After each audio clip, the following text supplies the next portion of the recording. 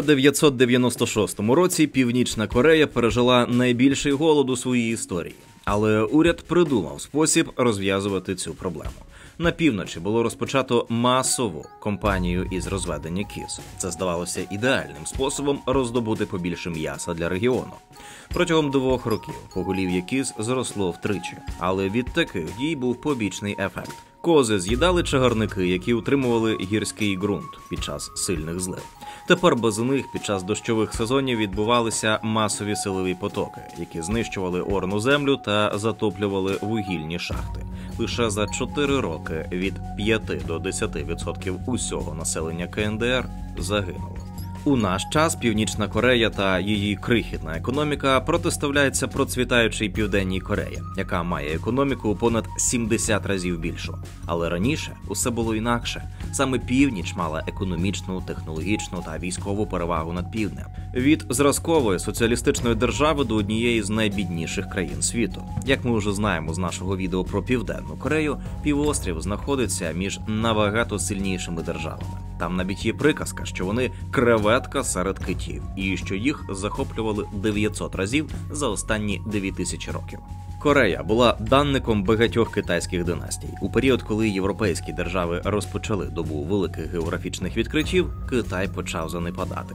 Пізніше Кореї загрожував уже не Китай, а Японія. Північ була наділена більшими промисловими потужностями і природними ресурсами та 92% від виробництва електроенергії. І японці в роки окупації розвивали всю промисловість на півночі. В той самий час на півдні була переважна більшість родючих сільськогосподарських земель. Це відео «Ціни держави» створено завдяки патронам, спонсорам на YouTube, жертводавцям та тим, хто купив нам кави. Без вашої щедрої підтримки цього каналу не існувало б. Якщо ви іще нас не підтримуєте своєю гривнею, то можете це зробити. Посилання в описі. По закінченню Другої світової війни північна частина потрапила під вплив СРСР, а південна – під вплив США.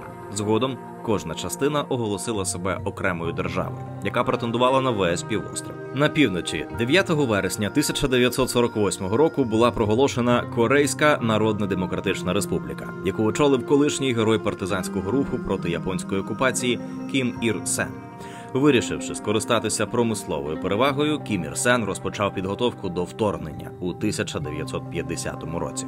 Про перебіг війни ми розповідали у відео про Південну Корею. Бойові дії майже повністю зруйнували всю промисловість Північної Кореї. По закінченню війни Кім розпочав тотальний рух до комунізму. Усю сільськогосподарську землю та приватну власність взяв під контроль уряд. Ринкову діяльність було заборонено. Громадські свободи було обмежено для всіх, звісно, за винятком партійної номенклатури. Відтоді уряд визначав усе, від того, що виробляти, до цін і де кому працювати. Однак, як ви самі розумієте, змусити всіх дотримуватись чіткого плану було нереально. З часів японської окупації корінні корейці майже не займали урядових посад, з чого слідує, що в них не вистачало досвіду і розуміння, як працює економіка. Також не було точних статистичних даних. Тепер уявіть, як з такими вихідними умовами втілювати бажання контролювати все і всіх. Не знаючи, скільки добувається вугілля і руди, скільки виробляється чавуну, потужність заводів і кількість працівників у їхньому розпорядженні, уряд встановлював плани виплавки сталі. Як би дивно це не було, але до 1970-х економіка Північної Кореї зростала. Кім Ір Сен увів нову ідеологію – Чучхе, яка полягала у цілковитій довірі населення до свого вождя і несенню величезних жертв заради держави. Заснована на конфуціанських принципах із додаванням культу особи вождя, це створило передумови для тотального контролю над економікою та суспільством. У 1950-60-х роках Північна Корея отримала величезну на той час допомогу обсягом $1,65 мільярда від комуністичного Китаю та СРСР. Мало того, вони пробачили КНДР її позики часів війни та навіть надіслали робітників для відновлення зруйнованих заводів і відродження сільськогосподарських угідь. Таким чином, до початку 1960-х років КНДР виробляла більше всіх видів продукції, ніж Південна Корея, яка тоді тільки починала будувати власну важку промисловість.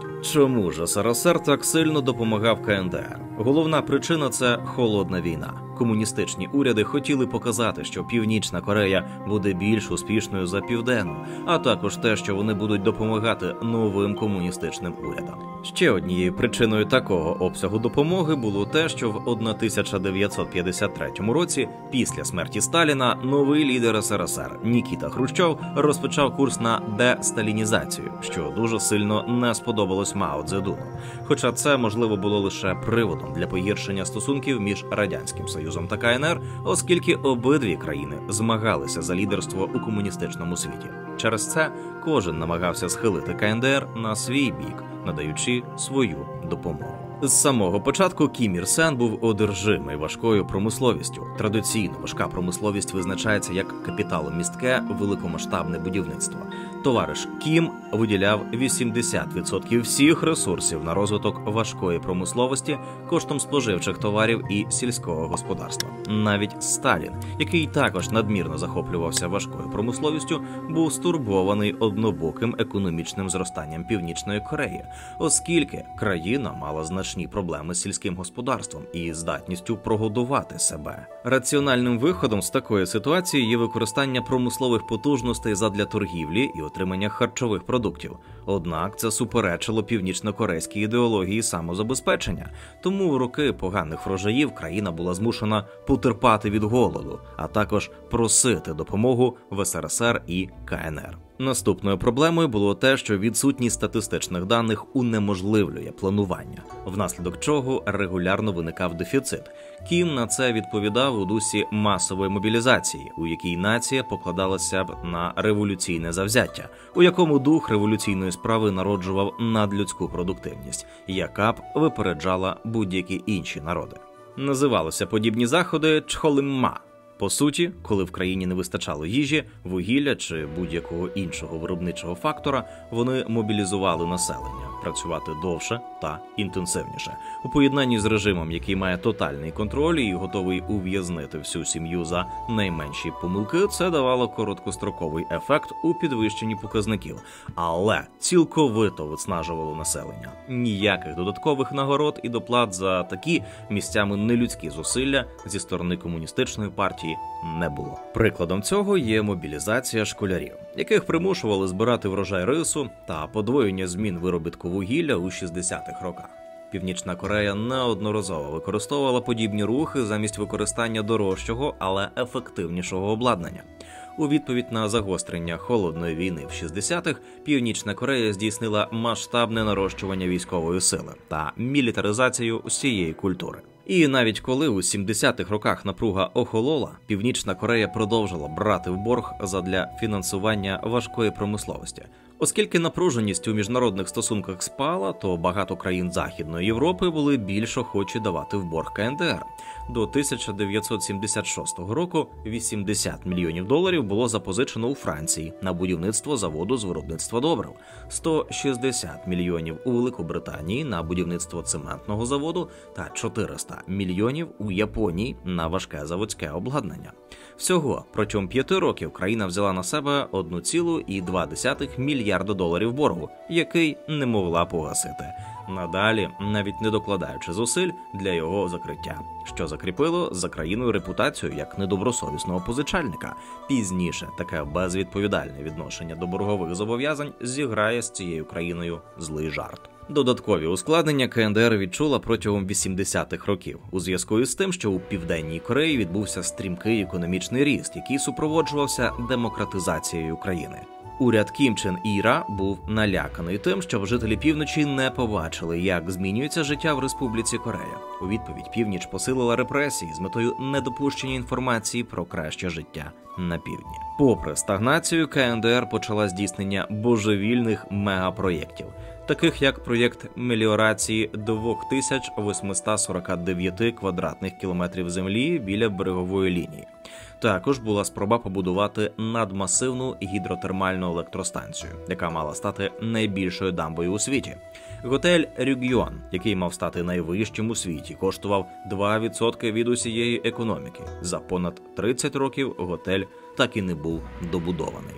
Значна частина таких грандіозних проєктів фінансувалася СРСР, але з плином 80-х Москва почала виділяти все менше коштів. До початку 90-х Північна Корея все ще мала незбалансовану економіку. Вона продовжувала виділяти більшість свого бюджету на військові потреби і досі була сильно залежною від інших соціалістичних держав.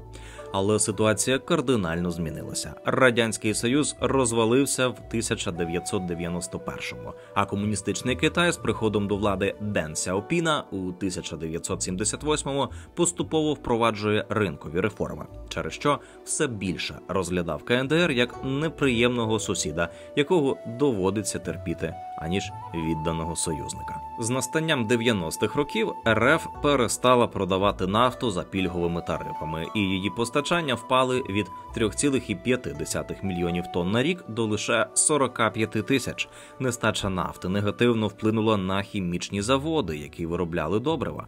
Необхідно було більше води для зрошення полів, що негативно вплинуло на роботу електростанцій. Лише протягом 3 років вся економіка скоротилася на 50%. Без палива населення масово вирубувало ліси на зиму, що в поєднанні з програмою розведення кіз зменшило захист ґрунтів від повенів. Силові потоки знищували залишки сільськогосподарських угідь, а також затоплювали підземні зерносховища. Північна Корея стала найгіршим місцем для життя у світі. Точна кількість загиблих невідома через приховування інформації. Однак, за різноманітними оцінками, кількість смертей була понад 1 мільйон осіб. Якщо взяти до уваги, що згідно з даними Світового банку, населення КНДР в 1996 році становило приблизно 22,61 мільйона осіб, то можна зрозуміти, що кожен 22-й житель країни в ці роки помер від голоду. Ситуацію могли б врятувати закордонні позики, але через легковажне ставлення країни до своїх кредитів у 70-х роках всім було страшно надавати кошти настільки безвідповідальному партнеру. Тоді Північній Кореї довелося просити в міжнародних організацій про допомогу. В умовах, коли населення банально не мало що їсти, а уряд не виконував декларовані обіцянки про те, що вони все справедливо поділять, почали стихійно виникати зародки вільного ринку. Подавити які в червоних вождів просто не вистачало можливостей. Жителі обмінювалися між собою плодами своєї праці. Однак легалізовувати ці відносини ніхто не збирався. Уряд ніяк не наважувався на реформи, прекрасно розуміючи, що це може порушити режим і вони втратять владу. У період, коли країна переживала найбільший голод в історії, який тривав із 1995 по 1999 рік, її новий лідер Кім Чен Ір у перервах між заявами про комуністичну рівність і те, що тяга до розкоші притаманна капіталізму, купував найдорожчі імпортні годинники, будував особисті палаци і замовляв 100 білих лімузинів «Мерседес». Але як же країна до цього часу існує? Одним зі способів є підпільний експорт. Країна продає вугілля в КНР. Також країна виробляє власні годинники «Морабонг», які продає в Китай. Також через дешевизну виробництва на фабриках в Північній Кореї виготовляють одяг, який потім видають за китайський. Так що, якщо ви побачите на бирках напис «Made in China», можливо, цей одяг насправді був виготовлений в КНДР. Але це не все. Ключовими джерелами доходу цієї тоталітарної країни є незаконна діяльність, яка керується державою. Північна Корея здійснювала продаж з-за кордон наркотиків. Для цього уряд КНДР навіть залучав іноземних нарковиробників, щоб ті вчили місцеве населення у трудових таборах виготовляти метамфетамін, героїн, опій. Вперше Північну Корею зловили на контрабанді наркотичних речовин ще в 1976 році, коли виставили кілька дипломатів з Норвегії, Швеції, Данії за спробу провести гашиш. Хоча уряд стверджував, що це було приватною ініціативою. Однак розвідка США провела розслідування, що це було цілеспрямоване завдання, поставлене північнокорейським дипломатам. З часом обсяги виробництва наркотичних речовин тільки зростали. В середині 2000-х років країна використовувала для вирощування опійного маку тисячі гектарів. а державні хімічні лабораторії переробляли понад 100 тонн сировини в героїн щорічно. Після неврожаю 1996 року країна розпочала нарощувати виробництво метамфетаміну. КНДР мала можливість виготовляти від 10 до 15 тонн цієї речовини на експорт. Основними покупцями були японські гангстерські групи, відомі як Якудза. Так, у 2001 році японська берегова охорона потопила північно-корейське військове судно, яке незаконно зайшло в територіальні води Японії. Найімовірніше для передачі наркотиків представникам Якудзи. Оскільки уряд намагається засекретити багато інформації, то одним з основних джерел є інформація, яку розповідають високопоставлені перебіжчики. Наприклад, інтерв'ю одного з них для BBC від 12 жовтня 2021-го. Також країна здійснювала виробництво фальшивих доларів США. В 1990-х роках північно-корейських дипломатів затримували з фальшивою валютою в Владивостоці, Макао, Гонконзі. А у 2005 році північно-корейську підробку виявили в Лас-Вегасі. Невідомо, звідки вони отримали можливість здійснювати такі підробки. За однією з версій, вони використовували японські верстати, гонконгський папір і французькі фарби. За іншою, вони придбали на чорному ринку друкарський верстат, аналогічний тому, який використовує Федеральна резервна система США. Також КНДР таємно продавала зброю диктаторським режимам. Так, у 2016 році Єгипет перехопив північно-корейське судно, яке рухалось під прапором Камбоджі в напрямку Суецького каналу. На його борту було виявлено 30 тисяч снарядів для РПГ-7 і комплектуючі для них. Все це було сховано під залізною рудою, яку номінально перевозило судно. В тому ж році був затриманий літак, який рухався з Китаю в Еритрею, на якому була присутня радіотехніка, виготовлена в КНДР. Також КНДР була помічена на співпраці із Сомалі, Угандою, Іраном, Сирією, Монголією. Точно оцінити доходи північно-корейського уряду від такої діяльності немає можливості. Найсвіжіший приклад пов'язаний із постачанням снарядів Росії, щоб та використовувала їх на війні проти України. За даними Bloomberg, КНДР продав Кремлю 1 мільйон снарядів і заробив на цьому 3 мільярди доларів. Певне, найбільш жахливим заробітком для КНДР є так званий експорт робочої сили. Комуністична партія відправляла своїх працівників за кордон, щоб ті працювали на складних і небезпечних роботах, а 50% їхнього валютного заробітку уряд забирав собі. Однак з січня 2022 року ця частка збільшилася у зв'язку із труднощами, які понесла країна внаслідок COVID-19, що виглядає дивно, якщо взяти до уваги той факт, що разом із Туркменістаном, Науру і Тувалу Північна Корея є однією з 4 країн, де офіційно ковід немає. Тому, згідно з різними оцінками, інколи у працівників залишається близько $44 на місяць. При спробі втечі усю сім'ю працівника буде відправлено у виправний табір. Багато таких працівників працюють у Росії, Китаї, країнах Близького Сходу.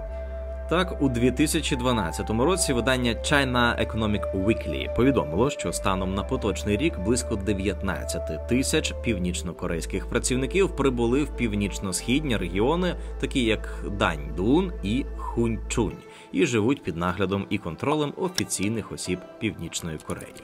Ще одним прикладом є те, що, за словами колишнього посла КНДР у Кувейті Рю Хена, в Україні працювало близько 10 тисяч північно-корейських робітників. З ними поводилися як з рабами, а практично всі зароблені ними гроші йшли прямо в Пхеньян. Через що у Катару навіть погрожували відібрати право на проведення чемпіонату світу з футболу у 2022 році. Тому цій країні довелося відправляти північно-корейських робітників назад. Через схожу експлуатацію північно-корейських працівників зі сторони РФ американські сенатори відправляли листи до ФІФА з проханням забрати у Росії право на проведення чемпіонату світу 2018 року. Але, як відомо, нічого цього не сталося. Загалом КНДР надзвичайно бідна країна. Станом на 2022 рік її рівень ВВП за паритетом купівельної спроможності згідно приблизних оцінок становив 34,847 мільярдів доларів. Що близько до значень Мавританії, Ямайки, маленького утворення як сектор Гази, навіть менше, ніж в бідного Зімбабве. Хоча дехто може зауважити, ось дивіться, у КНДР ВВП за паритетом купівельної спроможності більше, ніж в Ісландії, однак тут варто звернути увагу на те, що в Ісландії населення трохи менше 400 тисяч, тобто все населення цієї країни можна помістити в одній Вінниці, в той час як в КНДР населення майже 26 мільйонів. Та й усі країни зі схожим показником ВВП мають набагато менше населення. Тому доцільніше глянути на даний показник в розрахунку на душу населення. Тут КНДР знаходиться по сусідству з найбіднішими країнами, на одному рівні з країнами, які навіть за африканськими мірками вважаються відсталими. Тобто загальна вартість всіх благ, які в середньому виробляє один житель Північної Кореї, одна з найнижчих у світі. До того ж, насправді ситуація може бути ще гіршою, оскільки Північна Корея закрила багато своїх економічних показників ще в 60-х роках минулого століття. А та інформація, яка надходила, часто було прикладами відвертої маніпуляції зі статистичною звітністю у цій країні для створення гарної картинки для власної пропаганди. Так, маючи менш розвинені в сільськогосподарському значенні землі, ніж Південна Корея, комуністи усіляко намагалися показати себе кращими у вирощуванні сільгоспкультур і ввели свою власну методику підрахунку врожайності зернових. Отримавши в 1960 році збір зернових в обсязі 3,8 мільйона тонн, соціалістичний уряд поставив ціль на 61 рік зібрати 4,8 мільйона тонн зернових. Цього мало бути достатньо, щоб не тільки покрити власні потреби в зерні, але й почати експортувати його. План був успішно перевиконаний і офіційний збір становив понад 5 мільйонів тонн. Однак країна продовжувала закупляти в СРСР пшеницю в розмірах 300-500 тисяч тонн на рік. Тобто в таких самих обсягах, як в офіційно менш врожайні роки. У чому ж секрет такої дивної ситуації? В тому, що в офіційну статистику збору зернових також включалася і картопля та корнеплоди, морква, буряк, що дозволяло офіційним показникам збору бути кращими, ніж вони є насправді. До того ж, підрахунок збору рису відбувався необмолотим, тобто вага полови також враховувалась як врожай.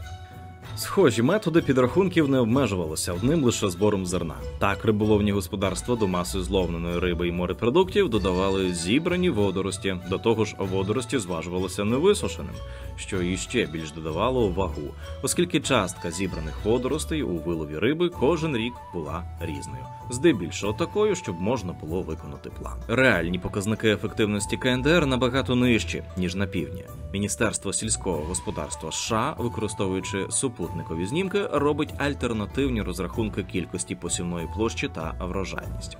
Так, поточний прогноз врожайності рису у 2023 році майже на 12% нижчий за середній 5-річний показник у 4,76 тонн з гектара. Тенденція до зниження врожайності в останні роки пов'язана насамперед із розширенням посівних площ рису на малопродуктивних землях та обмеженими можливостями імпорту вкрай необхідних сільськогосподарських ресурсів, таких як покращене гібридне насіння та добрива, через економічні санкції та обмеження на кордоні з Китаєм, пов'язані з COVID-19. Попри спроби освоювати нові землі для засіювання, площа орних земель скорочується. У клятих капіталістів з Республіки Корея на півдні врожайність рису складає 7,11 тонн з гектара, або на 50% вище. Це якщо порівнювати з середнім 5-річним показником. В промисловості маніпуляцій було не менше. Тут північно-корейська статистика повторила досвід своїх колег з комуністичного Китаю часів Великого Стрибка. У статистику виплавки металу також включали брак. Хоча частка браку в загальній північно-корейській статистиці була менша, ніж в КНР. Якщо вдуматись, то ситуація була надзвичайно абсурдною. Керівники підприємств отримували похвали за те, що випускали браковану продукцію, яка не годиться для використання за призначенням. До того ж, цю браковану продукцію враховували в план, не беручи до уваги її якість. Тобто вже на наступний звітний період керівництво буде вмотивовано не зменшувати частку бракованої продукції, а виготовляти більше. При цьому якість не така важлива, що закономірно призводило до збільшення витрат готової продукції на одиницю. Деякі прихильники соціалізму полюбляють використовувати риторику, що капіталізм призводить до виснаження природних ресурсів і тільки керовані урядом програми роками допоможуть раціонально використовувати природні багатства. Однак вони забувають той факт, що власник буде намагатися якомога ефективніше використовувати наявні у розпорядженні ресурси і звести ймовірність браку до мінімуму. Тобто в середньому на одну одиницю готової та придатної до використання продукції буде намагатись витратити менше ресурсів, ніж такі соціалістичні уряди, як в КНДР, які продовжуватимуть штампувати низькоякісну продукцію, яка все одно не буде використовуватись. Зрозуміло, що такі викривлення статистики в КНДР і переховування справжніх показників створюють сприятливі умови для корупції. Північна Корея входить в список 10 найгірших країн в індексі сприйняття корупції від Transparency International, маючи показник в 17 балів на рівні Гаїті, Лівії, Бурунді та Екваторіальної Гвінеї. В умовах цієї країни корупція банально замовчуватиметься, тому що той, хто публічно звинувачує чиновників у корупції чи інших порушеннях, ризикує потрапити з усією родиною в табір. І навіть якщо житель Північної Кореї буде жити як вірний слуга режиму, він має всі шанси потрапити в в'язницю через якісь необережні слова, які сказав хтось з його близьких, або навіть двоюрідний брат, з яким він не бачився понад 5 років. Очевидно, що такі обставини провокують доноси і тотальну недовіру один до одного. Закономірно, що в таких умовах відсутній будь-який натяк на вільну пресу і можливість отримати новини, які не пройшли перевірку спецслужбами. Згідно з індексом свободи, преса країни займає останнє місце у світі зі 180 країн. Державні ЗМІ КНДР сповнені пафосних заяв. Наприклад, заява Корейського центрального інформаційного агентства. Пізніше президент Кім Чен Ін висунув багато оригінальних ліній і стратегій для побудови незалежної національної економіки на кожному етапі революції, що розвивається, і мудро керував боротьбою корейського народу за їх реалізацію. І в цьому курсі президент створив цінні та багаті ідеї, теорії та досвід. Якщо ви думаєте, що далі в новині буде розписано, які саме оригінальні лінії планує впровадити Кім Чен Ін, то насправді ні. Будуть і далі продовжувати загальні фрази. Або ж інша новина від того самого видання. Економіка КНДР є самоокупною. Самоокупна економіка – це економіка, яка вільна від залежності від інших і яка стоїть на своїх ногах.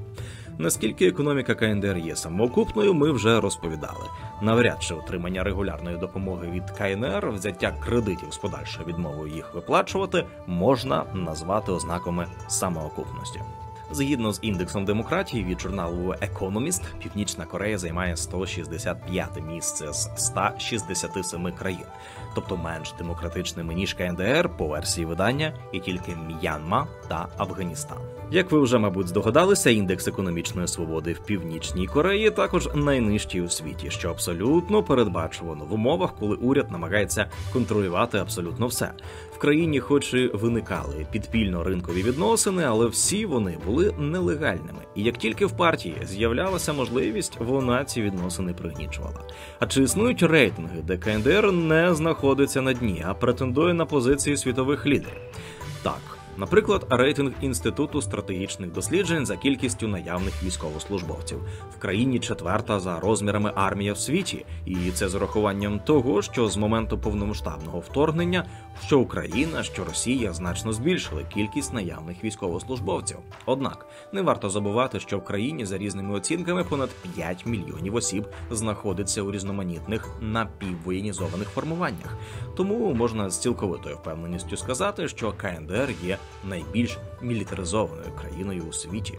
Якщо глянути на співвідношення військових до всього населення, то Північна Корея має співвідношення 50,4 наявного військовослужбовця на 1000 осіб населення, що є найбільшим показником у світі. Також хочемо зробити ремарку, що ці дані не включають інформацію про мобілізацію в Ізраїлі в жовтні 2023-го. Однак найбільша армія не завжди означає найсильніша. Згідно з індексом Global Firepower, північно-корейська армія знаходиться по силі на 34-му місці, поступаючись армії Філіппін та Південно-Африканської Республіки, і навіть невеликого Сингапуру. Чому ж країні, яка має одну із найбільших армій у світі, в рейтингах навіть не дають місця в топ-20? Як ви вже здогадалися, вся причина в техніці. Наведемо тільки приклад. Танкові війська КНДР складаються переважно з Т-34, Т-54 і Т-62, найновіші з яких Т-62 перестали випускатися в СРСР у 1975 році через причину їх застарілості. Звичайно, в КНДР є й виробництво свого озброєння, такого як реактивна система залпового вогню КН-09, перше випробування якого відбулося у 2015-му. Та РСЗВ КН-25, яка в перший раз була продемонстрована у 2019 році, але є великі сумніви, що їхні реально тактико-технічні характеристики відповідають заявленим, що дає всі підстави вважати, що реальна військова сила КНДР значно менша, ніж в Республіки Корея, яка знаходиться на 6-му місці, попри у 2 рази меншу чисельність особового складу. З моменту повномасштабного вторгнення КНДР послідовно і стабільно підтримує агресора, починаючи з голосування в ООН за резолюцію про засудження вторгнення від 2 березня 2022 року, де проти виступили тільки 5 країн. Власне, сама Російська Федерація, Білорусь, яка дозволила окупаційним військам скористатися своєю територією, Сирія, Еритрея і КНДР. Також, згідно з дослідженнями Ukraine Weapon Tracker, ще влітку було помічено використання Збройними силами Російської Федерації 122-мм ракет північно-корейського виробництва. Також на момент створення цього відео невідомо, про що конкретно домовилися Путін та Кім Чен Ін під час вище згадуваного візиту північно-корейського вождя на Московію. Окрім експорту робочої сили, цілковито можливо КНДР уже розпочинає передачу агресору військової техніки. Але навіть знаючи про застарілість техніки КНДР, варто розуміти, що це все ще зброя, яка здатна вбивати, і зневажливе ставлення до небезпеки, яку становить передача їхнього, нехай навіть слабкого озброєння, може вартувати життя. Тому КНДР однозначно варто сприймати як ворога, який допомагає окупанту вбивати наших співгромадян. Тиранії допомагають одна одній, боячись, що їхнє населення захоче такого життя, як у вільних країнах, не даючи можливості покращити життя ані громадянам власної, ані громадянам іншої країни. Комуністична ідеологія не дає можливості реформувати Північну Корею, яка служить нагадуванням, що вузька група людей, які тримають всю державу своєю сильною рукою, є джерелом великих людських страждань. Народ цієї країни страждає і буде страждати, доки режим не впаде.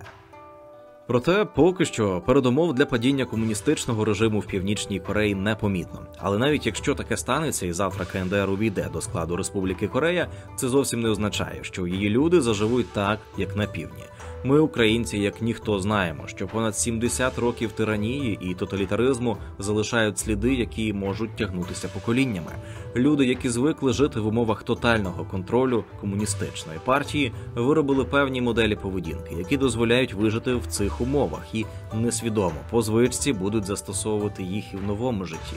Ми самі спостерігаємо, коли через 30 років після розпаду СРСР частина людей ще досі відтворює моделі поведінки 60-х і 70-х років і несвідомо передають її нащадкам. А не забуваємо, що в КНДР тиранія куди суворіша.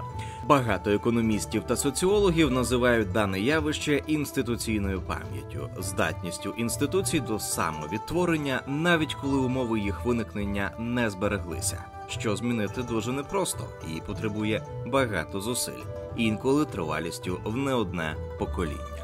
Ми уважно читаємо усі ваші коментарі. Напишіть під цим відео, які залишки радянської інституційної пам'яті досі проявляються у нашому суспільстві та серед окремих громадян. Підтримайте поширення якісного україномовного відео від «Ціни держави». Підпишіться на канал, залиште коментар під відео та поставте вподобайку.